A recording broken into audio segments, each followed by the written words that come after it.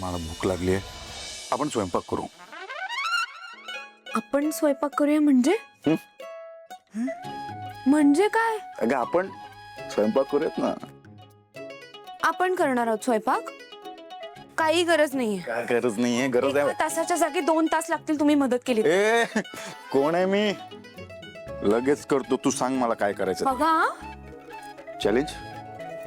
Challenge पण माघार नाहीये घ्यायची. मेहनळ्यांचा पोरगा आहे मी, माघार नसतो घेत. बरं, लागा कामाला. मी तुम्हाला आधी सोपं काम सांगते. ए सोपं नको, अवघड सांग. बरं, आधी भाज्या चिरून घ्या, पण बारीक बारीक चिर. एवढं सोपं काम आहे बघ. आता 2 मिनिटात कापतो मी भाज्या, कापतो आता मी.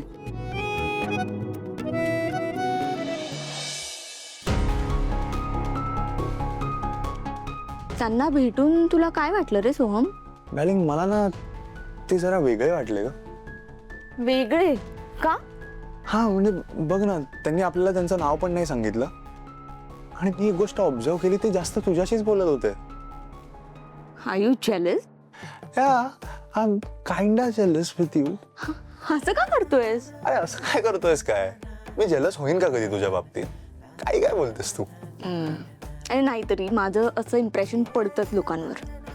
हो हो, आय नो त्याचं मूर्तिमंत उदाहरण माझ्या समोर आहे. पण सोहम, मला काय वाटतं, त्यांनी जसं मला ऑडिशनसाठी बोलवलं होतं ना, तसंच तुला सुद्धा त्यांनी तुझ्या ट्यून्स ऐकायला बोलवलं असेल. हो म्हणजे मी तशीच तयारी करून गेलो होतो, पण त्याला मी अजून एक गोष्ट ऑब्झर्व केली. ती ज्या पद्धतीने तुझ्याशी बोलत होते ना, मला खूप पॉझिटिव्ह वाटलं. आणि जर आपण दोघांनी एकत्र त्यांच्याबरोबर काम केलं तर चांगलंच आहे ना. Problem solved. Soham, you know what, मी त्यांच्याशी बोलत होते ना, तेव्हा मला असं सतत फील होत होतं की मी त्यांना ओळखते आधीपासून. आमचं काहीतरी कनेक्शन आहे असं फील होत होतं. काय ते मला माहित नाही, पण असं सतत जाणवत होतं मला. थारा ऑब्व्हियसली ना, ते मोठे प्रोड्युसर आहेत, ते सगळ्यांशी तसंच बोलतात. आय थिंक हा त्यांच्या बिझनेसचा हा एक पार्ट आहे. असेल. पण जर माझी ऑडिशन त्यांना आवडली आणि त्यांनी जर मला सिलेक्ट केलं ना सोहम, तर आपण आधी जाऊन माझ्या मम्माला सांगायचं आहे. मी तर तिला ठणकावून सांगणार आहे, तू जो काही मला वारसा दिलायस तो तुझ्याकडेच ठेव. आता मी फ्री आहे. टंडडन.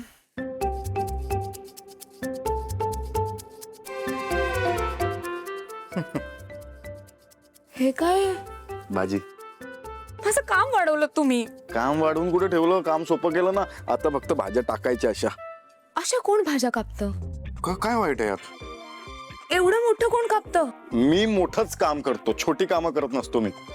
हे बघ, तू असं बोलली नव्हतीस. तू म्हणालीस भाज्या काप, मी भाज्या कापल्या. सारंग सर काय बोलताय? मी तुम्हाला आत्ता म्हणाले ना भाजी बारीक चिरून घ्या. नाही, तू म्हणालीस फक्त भाजी काप, तेवढंच ऐकलं मी. अहो काय बोलताय? मी तुम्हाला आत्ता म्हणाले. काय चाललंय? भांडताय कशाला आणि तेही किचन मध्ये? ही भांडते. वहिनी, तुम्हीच म्हणताय. किती खोटं बोलताय सारंग सर. पाहिलंस कशी भांडते? गप्प बसा. काय काय चाललंय? आणि तू काय करतोय इथे? मी नाही, आम्ही स्वयंपाक करतोय. आम्ही म्हणजे तुम्ही दोघं मिळून स्वयंपाक करणार आहात? स्वयंपाक. वा, बघ, वहिनीला पण आयडिया आवडली. आयडिया आवडली आहे मला खूप. पण सारंग, काय आहे ना, आपल्याला आज रात्रीचा स्वयंपाक करायचा आहे, उद्या सकाळचा नाही. सगळ्यांना भुका लागल्यात की नाही, त्यामुळे आज एक काम कर ना, तू आज नको करू स्वयंपाक, नंतर कधीतरी कर ना. आज मला करू दे. वहिनी, मस्त प्रॅक्टिस चालू आहे तुझी. प्रॅक्टिस कस? हा, लहान बाळाला कसं समजवायचं.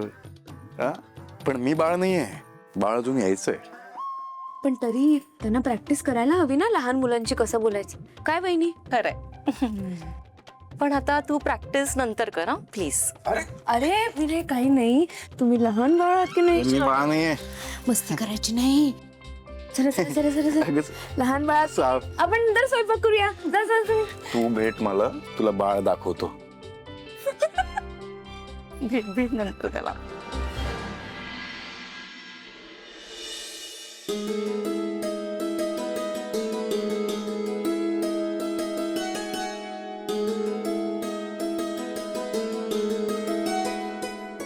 तुझ्याशी कसं बोलायचं मला माहिती नाही.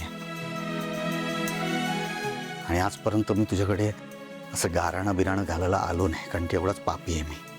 पण तू सगळ्यांचं ऐकतोस म्हणे. या माझ्या घरच्यांना मी खूप त्रास दिला, खूप वाईट वागलो त्यांच्याशी. आज माझी लायकी नाही आहे त्यांच्यामध्ये बसायची, तरी मी आज इथे आहे तुझ्यामुळे. आई काय म्हणायची माहिती मला, अरे राजकुमार, तू आहेस ना चांदीचा चमचा घेऊन जन्माला आलास. तू आलास आणि रूपम कॉस्मेटिक्सची भरभराट झाली. या सगळ्याची म्हणून मी कदर नाही केली.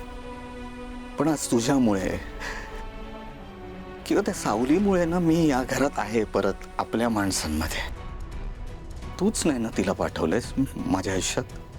आमचे गुरुजी म्हणतात की भगवान के काठी में ना आवाज नहीं होता, जब पड़ती है ना तब समजते है. हे बघ, इतक्या वर्षात मी कुठलंही सुख देऊ शकलो नाही या घरच्यांना. आताची संधी आली आहे ना, ती प्लीज माझ्याकडनं हिरावून घेऊ नकोस. आणि पूर्वी पण हेच सगळं झालेलं, पण त्यावेळेस माझा स्वार्थ होता. पण आता तसं नाही, आता खरंच तसं नाही. हा आनंदाचा क्षण माझ्यापासून हिरावून घेऊ नकोस, हीच प्रार्थना करतो.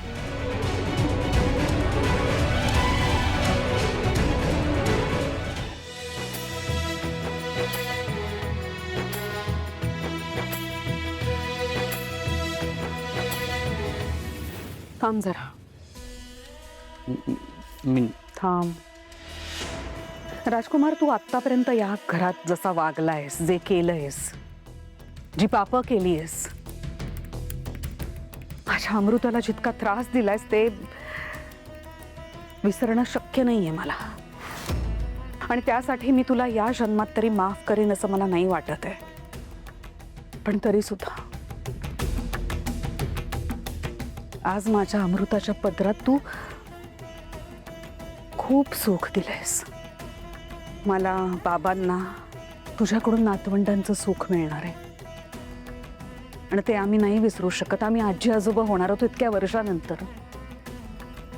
तू ना आजपर्यंत कधीच जबाबदारीने वागला नाहीस, पण आता तू बाप होणार आहेस. खूप मोठी जबाबदारी असते राजकुमार, लक्षात ठेव. इथे चुकून नाही चालायचं. माझ्या अमृताने खूप वर्ष वाट बघितली या दिवसाची. तिची काळजी घे प्लीज. तिला जप. तिला काय हवं नको ते बघ आणि जर का तुझ्यामुळे तिला त्रास होताना मला कळलं तर माझ्यासारखी वाईट मीच असेन, लक्षात ठेव.